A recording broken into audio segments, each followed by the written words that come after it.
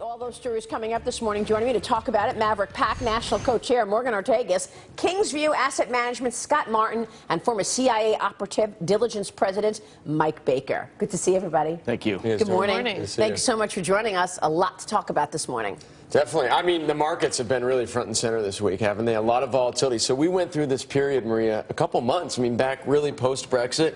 And all of a sudden, the markets got crazy volatile after kind of being in a summer slumber for a little while. It sure is true. And we've got mergers to talk about as well as these valuations. Well, welcome back. An imminent deal on the horizon. Bayer closing in on a $66 billion deal to acquire Monsanto. That is first reported by Fox Business Network's Charlie Gasparino. The merger expected to be made official this morning after months of wrangling. The deal would be the largest of 2016 in terms of M&A. Joining us right now on the phone is Fox Business senior correspondent Charlie Gasparino. Charlie, thanks for calling in. Break down what we know so far. $128 a share. A lot of people thought it'd be about $130. It's not. It's right below that. It's an all-cash deal, which was very enticing to Monsanto board members, and I think this is kind of like what got it over the hump. And as you know, they've been wrangling about this since March. We actually broke when it first became public that Bayer was interested and that they had made an official bid back in May. So this tells you how long this has been going on. But this was the clincher, I believe, a $2 billion breakup fee. So that means if regulators, and I'll tell you, there's a lot of regulatory talk about this, and this will get intense regulatory scrutiny. If regulators nix this thing, Monsanto gets a $2 billion check, and I think that's what put it over the top. Now, if you look at the share price this morning, even, the deal hasn't been announced, but, I mean, I guess we're pretty much, we know what's going down. It's 6 hours difference between here and Germany, so you can expect this thing to be announced, officially very soon. If you notice, the price is nowhere near 128, and I think that reflects two things. Number one, the deal hasn't been announced yet, and it's never a deal until it's you see the press release. But I think an even bigger concern is the regulatory scrutiny. EU regulators, U.S. Justice Department antitrust are going to be all over this. I mean, this deal, as you said, is the biggest deal of the year. But to just think about all the various chemical and agricultural products that both companies bring to the table. I mean, this is going to be a huge undertaking, taking these two companies and putting them together. So that's why the deal's not trading. That plus, it's never a done deal until you see it in writing. But I think the regulatory concerns have investors a little freaked out now. Charlie, on that note, what do you make of the regulatory environment that's out there now? I mean, you mentioned it. Department of Justice and some of the other regulators got in the way of the Office Depot and Staples issue, or at least the merger there. I mean, what do you think about Allergan? Yeah, I mean, can you go on? I mean, Charlie, what do you think about some of these deals going forward? Not just this one, but other ones that may come out here where companies may talk to each other but not go through with things. I mean, what do you make of how things are regulatorily with regards to some of these deals that are out there? Well, I mean, if you notice, the EU has been pushing back on some of these cross-border agricultural deals, right?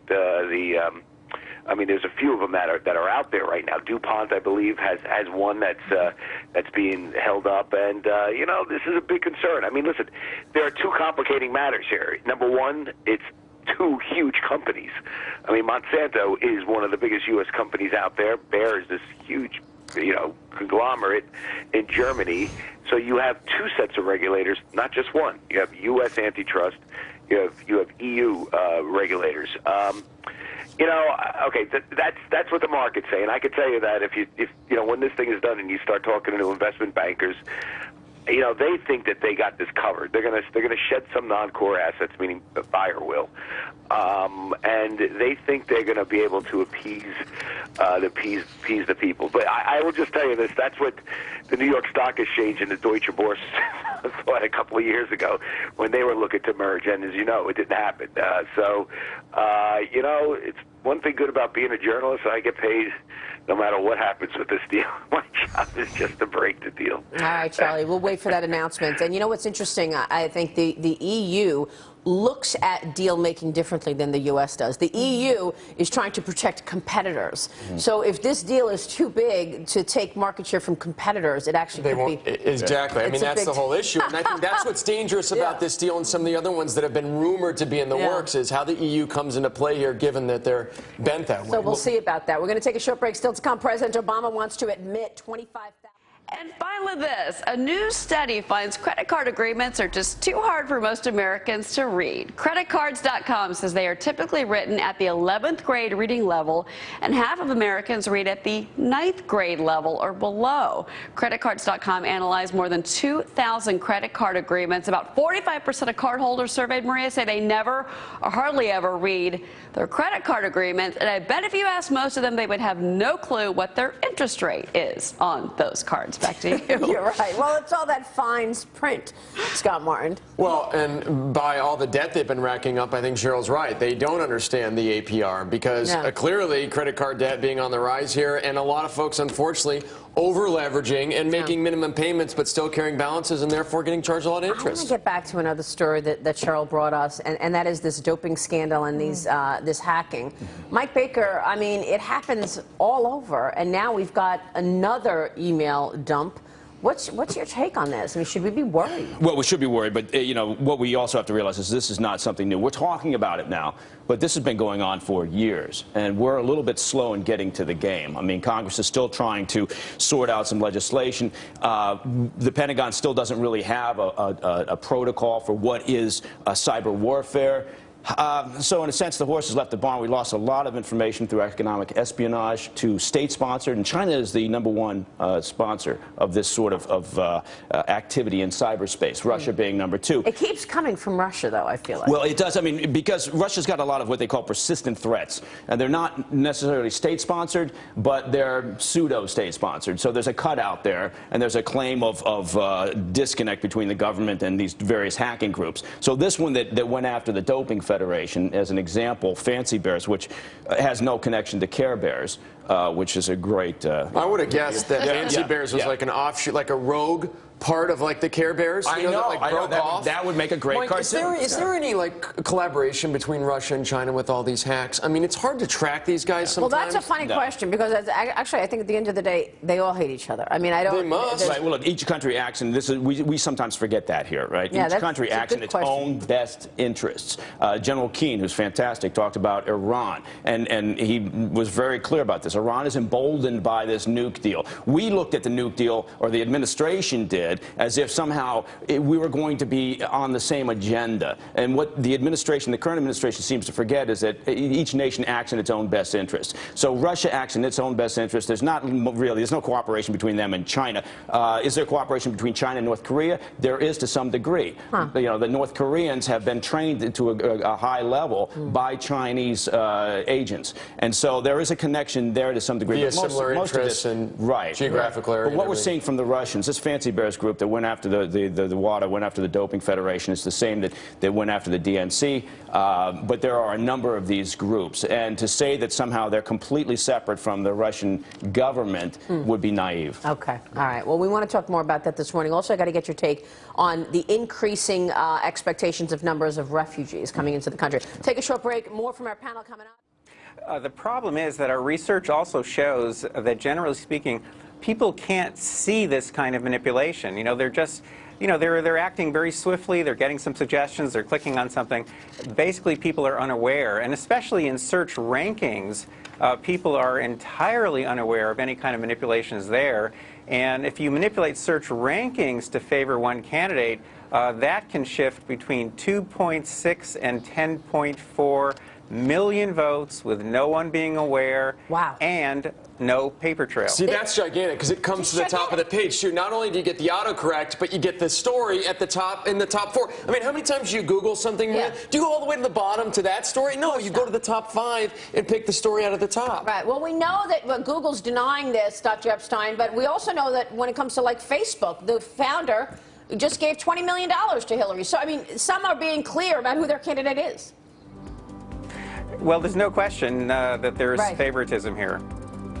Dr. Epstein, thank you so much for joining us. Thank you, We appreciate Maria. it. We'll be right back. Got all All of those stories coming up this hour, and joining me to talk about it, Maverick Pack National Co-Chair Morgan Ortagus, Kingsview Asset Management Scott Martin, and former CIA operative and diligence president Mike Baker. Wow, what a story on Google just there. It's incredible when you do think about what could be happening, and you think, you know, this is just the tip of the iceberg. This is just saying that Google is impacting your searches on Hillary Clinton. Then do you think, well, are they also impacting your searches on issues that, you know, favor Hillary Clinton's point of view? I mean, this thing just goes on and on. Like the refugee crisis. Absolutely. Like health care. Right. It's no surprise, Maria, that there's big mistrust of everything, of big government, of big institutions, of big tech. That's why we're seeing this play out in this election cycle. People have a fundamental lack of trust in the institutions and organizations and corporations that seem to control our lives. Yeah, we're going to talk all about this. Control your lives. And Google's in your home, it's on your smartphone, it's on your tablet. Yeah, and the problem is you don't know it. You don't realize, but you could be actually being taken advantage of. We've got a can't-miss lineup this hour. Stay with us. We're about to speak with former U.S. And finally, we first told you about this new item from Burger King yesterday, Cheetos chicken fries. But they're out today. You've got to eat lunch at some point, right? Okay, so before we dive into them on set, because of course I brought them, we should tell you that the fries are made with all white meat chicken. They are covered in a flavored breading that includes crushed up Cheetos. 9-piece order, $2.89, Maria. And for all of you watching your waistlines, one order is 280 calories. And if I brought them to try, because I think we should try things like this. I'm supposed to One believe order, that this is 280 calories. 280 calories. Would I lie to you, Maria Bartiromo? If only our viewers could smell what I smell on this set right now. Wow. Let's get. What's the calorie count? Is the calorie count per the entire order? Yeah, this is 280 calories. Yes, ma'am. Yes, I can taste. Wait, I can taste the Cheetos. You can taste the Cheetos. I'm from Florida, man. We love our junk food. Can you taste any chicken? This is the breakfast of champions, right? Do you just taste Cheetos? You put this with a Red Bull and vodka in the morning, your day is set. I'll tell you what, that's the breakfast of champions right there. Not bad. While you're enjoying your breakfast, ladies and gentlemen, let me tell you, we do have breaking news. Bayer is acquiring Monsanto. The deal is done, Scott Martin, as we expected. Have fun with the regulators on that one. I mean, they've blocked so many of these this year. It's good to see this being done. What's funny about this deal, too, Maria, agriculture. Yeah. Agricultural prices have been falling through the floor, so it's interesting to see these two companies get together to try to combat that. 128 a share. You know what's interesting also is what Charlie Gasparino reported earlier, which is if the EU or DOJ or both decide to nix this deal, Monsanto walks away with a $2 billion check and a lifetime supply of chicken fries, which is a good deal for them. The deal's at 128. The stock's still at 106. So go figure, right? It's at 128. I think the market does not trust the regulators on this one. I mean, that's the whole obviously thing. somebody doesn't If you're trust trying it. to put a deal Otherwise, through the stock this would be size, rallied up to 128. this is the biggest deal of 2016, boys and girls. And so, of course, the regulators are going to get involved in this one. They're not going to let this just walk through. Well, you've got to get through the Europeans and the Americans. It's not just the American regulators. It's the EU, which is just so efficient. Yeah. Is anybody else eating these chicken fries? By the way, how's that sauce? Mike, Did you try the sauce, Mike's almost out of chicken fries. You notice that? I've never seen somebody eat chicken fries so fast. There's honey mustard sauce. 280 calories, Now, Scott. I like this one. This one's zesty and has horseradish, so it's good. You got zesty horseradish. So I you got got the ranch. zest. I I got zesty. ranch, too. Yeah. Your ranch. So I think the 280 does not include the sauce. Oh, now we hear the sauce is probably new like 500. information, Cheryl. Oh, that's true. That's the problem. They always get you with the We will sauce. take a short break. And your Thank you, fingers are Burger not covered in King. Cheeto dust. See, that's an improvement. Yeah. Okay. Cheers. I hope you're having breakfast at home with us. Wells Fargo's phony account scam. Four-legged friends on a baseball diamond, a record night with more than 1,000 dogs showing up at last night's White Sox game. We will tell you about that. All those stories coming up this hour. And joining me to talk about it, Maverick Pack National Co-Chair Morgan Ortagus, Kingsview Asset Management Scott Martin, and former CIA operative and diligence president Mike Baker. Good to see everybody. Great show so far. So do you still have on your conceal and carry vest? But today is my favorite show ever. I had Cheetos covered chicken fingers, and I modeled shapewear for concealed carry. So I think, like, God bless America today, really. This has been a great show. That's a good day for you. Good day. Scott and I are still waiting to model the shapewear. I'm just You upset. wanted to try it out. You know, I'm anything just involving upset I concealed missed carry. that White Sox thing. You know, I'm from Chicago. It looked like they had some dogs, I guess, at the Yeah. It's been a rough season for the White Sox. Yes, but not for the Cubs. Rough season, dogs. Got it. Good. That's like your best joke ever. He's appearing here twice nightly. We have a can't miss lineup coming up. Stay with us this hour. Former Hillary Clinton presidential campaign senior.